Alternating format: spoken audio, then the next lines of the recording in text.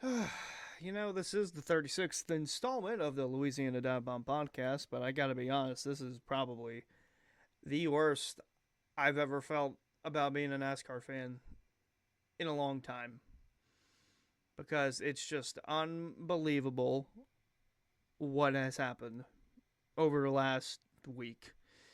Um, Joey Logano goes from being eliminated to being brought back in after Alex Bowman's car is disqualified. Hence, the point situation changes. And Joey Logano wins the next week in Las Vegas and is now locked into the championship four. I cannot tell you how disappointed I am that we have gotten to this point in the season. Um, I cannot fathom having the playoff format anymore. I just can't. I don't understand why we still have it. Shit like that is why people hate the format. Because Joey Logano has had a terrible year. Despite his three wins. And the first win of the season was at Nashville, where it took about 5 overtimes for the race to finally end, in which Joey Logano was magically the winner. Yeah, woo! And then to start the playoffs, he wins at Atlanta, so moves on to the round of 12. Round of 12, he doesn't perform well and gets eliminated because he didn't have enough points, but had to rely on the fact that a car in front of him in points got disqualified and then lost all those points to where it moved Logano up. And he moves on to the round of 8. And what does he do? He wins at Las Vegas on fuel mileage. Oh, it's just brutal. It's just brutal. I mean, he's doing what he's got to do, but this format's got to go. We can't crown a champion like this. If Logano wins the championship this year, it's got to go. It won't go. NASCAR won't let it go. They see it as why ratings are through the roof and why people are tuning in more and more, because we need to be like the NFL, the MLB, the NBA, the NHL. We need to have a playoff format. Why? To boost up the ratings. You see how many people tune into the Super Bowl and the World Series and the NBA Finals and the Stanley Cup Finals. Why can't NASCAR have that? Well, stupid shit like this happens. Where diehards like me can't fathom why this still exists because of shit like that. And I mean, it's not unheard of that teams are terrible during the regular season and then they squeak by in the playoffs and then they go on a run. That does happen from time to time. The thing is, it's not just, hey, you win one game and you're good. Football, it's like that. They don't have 3-game series like they do in baseball, or 5-game series, or 7-game series. Football's one and done. NASCAR, it's 3 rounds. You could be ass for the whole season, but if you manage to get in the playoffs and you do everything right there, then you're the champion. Woo! Yeah, awesome. Great. The dominant driver doesn't usually win the championship anymore. I think the last dominant driver to win the Cup Series championship, legit, like even without the playoffs format, he would have won. Was Kyle Larson, 2021. That was it. Joey Logano, 2022. I don't think he had a special year. Nor did Ryan Blaney. I don't think Ryan Blaney had a special year that year either. But I will go ahead and look this up. Also, this is being recorded directly after the race. This is why I'm as monotone or mellow as I am. I gotta get racing reference up. We'll talk about the rest of the race in a little bit, but I cannot fathom why the championship is being decided the way that it is being decided. So let's go back to 2022 when Joey Logano, last time it was an even year, went around and won the championship. All right. What would the point standings look like afterwards? Oh, well, would you look at that? In 2022, if we just had a regular points format, Chase Elliott would have been the champion. Nice. Well, that's just nice. All right. Well, what about 2023, last year? Who would have won the championship then? Oh, William Byron. Ryan Blaney finished 6th in the non-playoff standings. It's all about just going back to the basics, man. Just go back to the basics. I don't know why we had to complicate things so much. Things back then were so good. I didn't realize how good we had it back then. We just had the chase format, but I'm talking about entirely. I don't want playoffs at all. I don't want it in the Cup Series. I don't want it in the Xfinity Series. And I don't want it in the Truck Series. And if for some reason ARCA adapts it, I don't want that either. Okay? I don't want any part of it whatsoever. It's just too much at this point to comprehend week in and week out why some guys are just gifted wins and some guys are just fucked in the ass. Plain and simple. Saw it last week to both drivers of the 48. Parker Kligerman got fucked at the Charlotte Roval by 5 feet.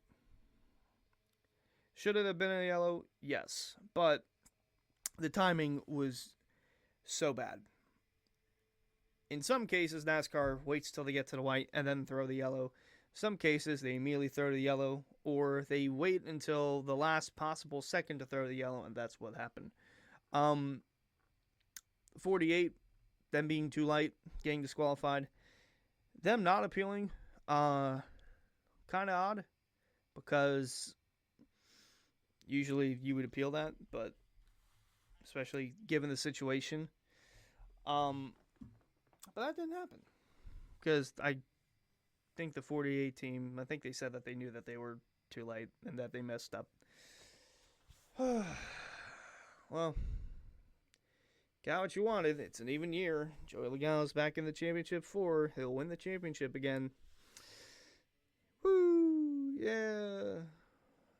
Just what I wanted. Another year where Logano wins the championship. Awesome. Christopher Bell dominated the race. Didn't get the win because of fuel mileage. Very reminiscent of last year's race where he drove up to Kyle Larson, and if he had another lap, would have had him. Same thing this year. If he would have had him, he would have had him with another lap. Also, I guess if he had a teammate as well that was helping him draft, that would have been great. But he's not Joey Logano, so he doesn't have that going for him. So that's that. The Cup race, we had a flip. Kind of crazy. Very crazy. We had a flip. Truex Jr.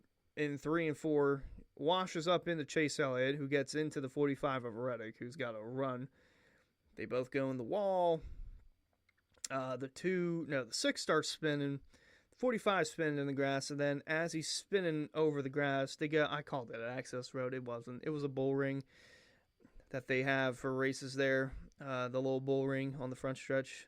The transition is what upset the 45 car up in the air and flipped it over. Did 1 barrel roll, landed on its wheels. 2 came back up into the 6 of Keselowski. Keselowski got on the wall. Actually, no. Keselowski was spinning. The 2 got hit. The 12 was behind. He also got some damage from that. That was the biggest hit because Reddick is so far back. He's far back in the points now. But after the Logano win, really in a tough spot. And like I said, this is right after the race. So I'm not looking at points or anything. I'm just speaking off the dome.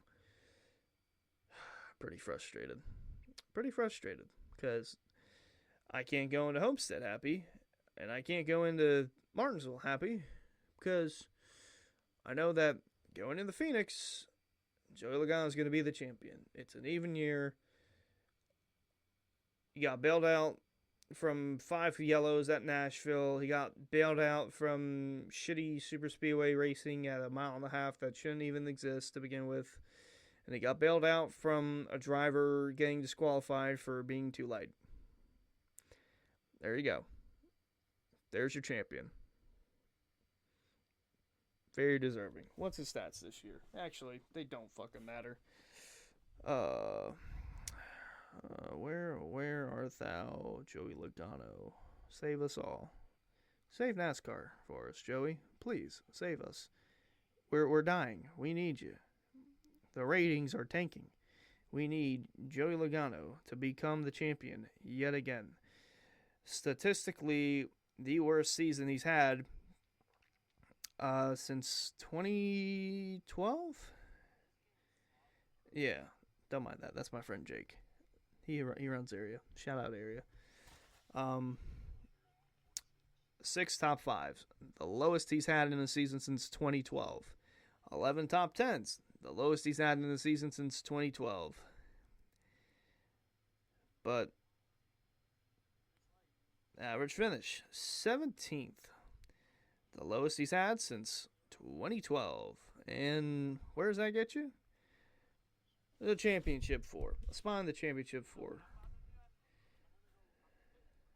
I'm going to have to deafen that because they're talking and I'm on my phone. So, Joey Logano is going to be your champion. It really doesn't matter what happens at Homestead or Martinsville. It's just going to happen. You got to just take it all in now before you get to Phoenix and feel the full effect of it. Where art thou, Joey Logano? So, this is what I wanted to look at. Oh, well, actually, they don't got it up. Oh, they do got it up. Oh, that's awesome. So, had the playoffs not existed, Joey Logano would have only been 15th in the standings. The top 8 in the standings: Kyle Larson, Christopher Bell, Chase Elliott, William Byron, Tyler Reddick, Denny Hamlin, Ryan Blaney, and Alex Bowman. Which is ironic enough because at this point last week, top 8 in non-playoff points would have been the top 8 in regular points. But that's not the case. Glad I wasted another year just waiting for a Joey Logano championship. That's awesome. So now that that's out of the way, let's talk about the debacle that happened in last night's race where AJ Allmendinger won. Ryan Sieg, fast car, same car he had at Texas. Felt like he was getting better and better throughout the run. Then it got tonight, the car got better. He closed in on the 16 of Allmendinger, got around him, but then lost it on the bottom. Then he was reeling back in, and then all of a sudden the 8 car of Sammy Smith is slow on the apron, okay? Instead of turning off the racetrack, there's parts of the track where you can turn off, but he chose not to for some reason. And because of that, the yellow came out because he was crawling down the backstretch as Ryan Sieg was closing in on Allmendinger once again, trying to make a move on him for the lead. And then camera cuts. 30 seconds later, the 8 car is rolling on his own again.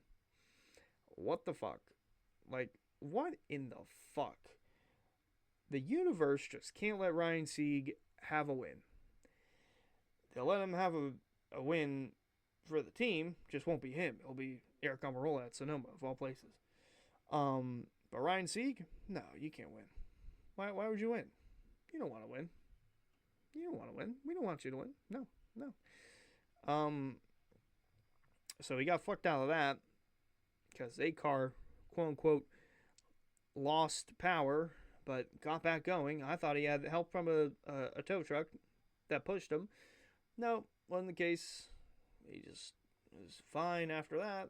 So yeah, that was fantastic, you know. But so be it.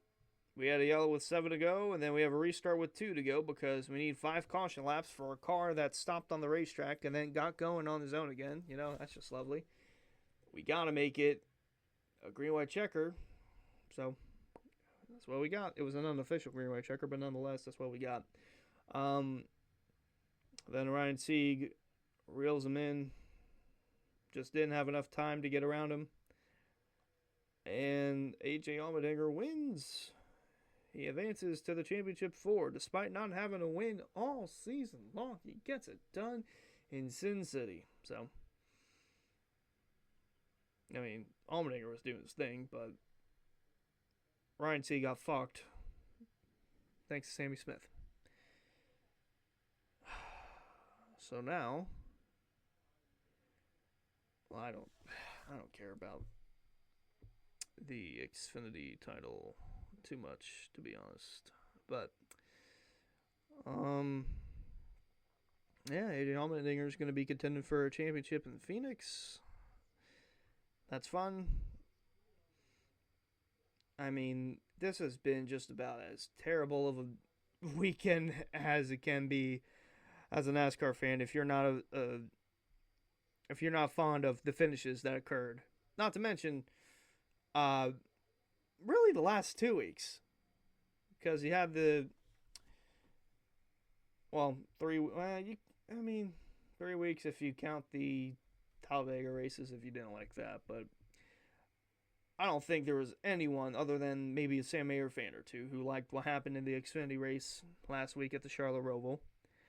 I already know there's a large portion that doesn't like Kyle Larson to begin with, so him winning probably didn't help at all. And then afterwards, Bowman getting DQ'd, I don't think people liked that at all. Not to mention, I haven't even brought this up about NASCAR and the charters with 2311 Front Row Motorsports. They're preparing to go to 32 charters for the season, rather than 36, because that means they're not going to have charters. 2311, meaning the 23 car, the 45 car. And then Front Row Motorsports, the 34 and the 38, they're not going to be chartered, apparently. So NASCAR is going to give those 4 charters to someone else, some other team, maybe, if they'll allow it. Or they just will hold them and then just treat them as an open car. But here's the thing. 2 of those charters, 2 of the 32 charters, were supposed to be sold to 2311 and Front Row Motorsports. So that's Stewart Haas. So here's where it gets tricky here, because Stewart Haas keeping 1 charter, right? Cole Custer. Selling the other 3 out. Trackhouse is going to get 1. 2311 is going to get 1. Front Row Motorsports is going to get 1. So Trackhouse, that's fine. 2311, Front Row Motorsports, that's where an issue comes up. So they have to approve of the sale. If they don't approve of the sale, then that fucks Stewart Haas, because charters are worth a lot of money. They're selling 3. They already made a lot of money from selling 1. They want to make money from selling 2 more. And if NASCAR doesn't approve of it because of the 2 teams that are suing them, then Stewart Haas gets fucked, because they don't get any money from that. Unless, and this is probably what NASCAR is going to do, because NASCAR at this point, they don't give a fuck about anything that makes sense or that's morally right. They're going to allow the sale, and then they're going to take those charters, and then we're going to have 30 teams. They're going to have 30 charters instead of 32. It's just how it's going to go. That's how I feel. Joey Logano is going to be the champion. The Steelers game hasn't even started yet, and I'm just already over with it today. I'm done with it.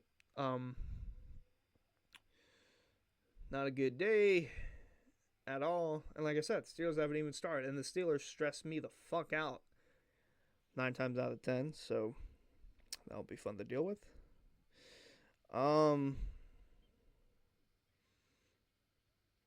So already, like I mentioned, NASCAR fans don't like what happened at Charlotte Roval weekend for the Xfinity Series, what happened after the Cup race, and then throughout the week where they're just taking control of everything with the lawsuit, basically handing out punishments to those two teams that are suing them.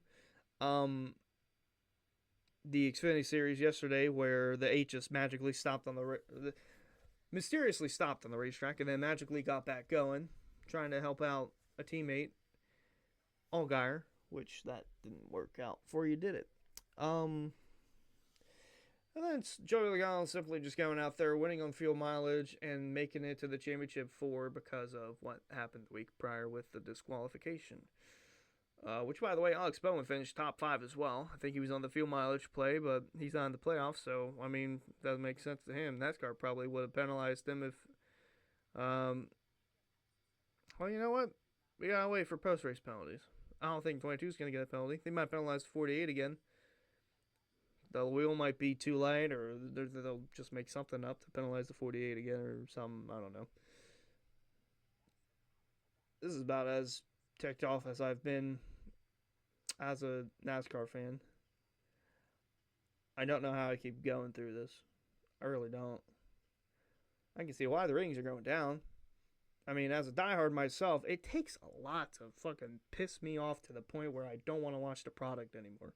And I'm at that point. So, no enthusiasm here.